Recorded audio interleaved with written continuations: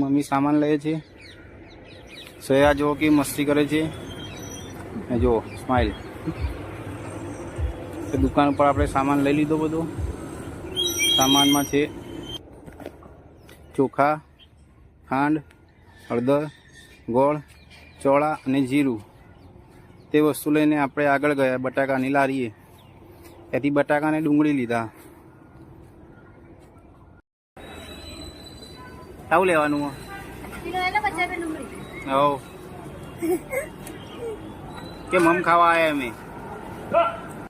બટાકાની ખરીદી કર્યા પછી અમે ડેરીએ ગયા. ડેરીથી ઘી લીધું કેમ કે સાદી નિવેદ કરવાનું હતું માતાજીનું.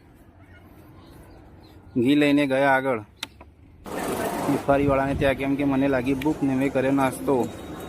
બુખારીના મસ્ત ચણા બટેકા. તમે જરૂર ટ્રાય કરજો એકવાર. શ્રેયાને પણ ચણા બટેકા ખાવા હતા.